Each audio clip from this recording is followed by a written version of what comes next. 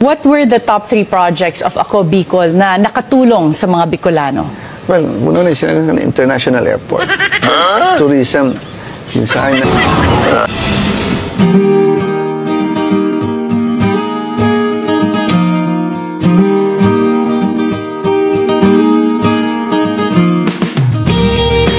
It is my pleasure to join you today on the inauguration of the Bicol International Airport.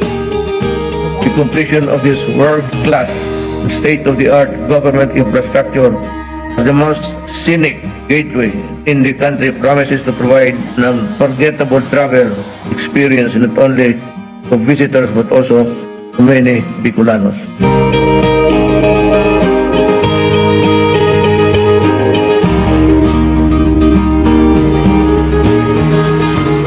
Binuksan na nga sa publiko ang Bicol International Airport sa Daraga Albay. Isa itong karangalan para sa mga Bicolano na may pagmalaki ang kagandahan ng rehiyon. At may padama ang mainit na pagtanggap sa mga turista. Yan ang handog ng Bicol International Airport sa mundo.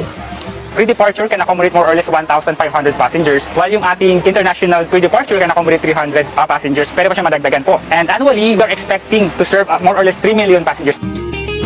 Ang airport nagbukas din ng bagong oportunidad at pag-asa, hindi lamang sa turismo at kalakalan, kundi maging sa hanap buhay. Happy kami, ano? Daming pwedeng pagkakitaan dito, lalo na sa transport. Ang dami ng dinagdag na nag-apply na prangkesa, yung mga tricycle driver, yung vans, taxi. Ang priority dito, yung mga taga-Bicolano.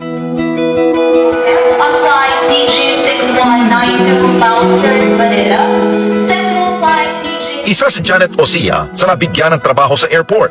Nakatalon po ako sa tuwa, tapos kasi pangarap ko po na makapasok po dito. Proud din po ako na dito po ako nagtatrabaho. Dating OFW si Janet, nagtrabaho bilang factory worker sa Taiwan para may taguyod ang kanyang pamilya.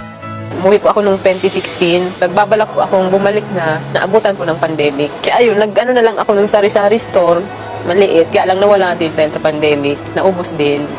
Dahil sa naibigay na trabaho ng airport, hindi na niya kailangang mangibang bansa pa. Lubos ang pasasalamat ni Janet sa Panginoon at sa mga taong nagtiwala sa kanya. Papasalamat po ako sa presidente po dahil po sa kanya, po sa kaap din po. Hindi po ako magkakaroon ng trabaho kung hindi po dahil sa kanila. Malaking tulong po ito sa pamilya ko po. Kahit pa paano, kaya ko nang ibigay sa anak ko yung pangangailangan niya.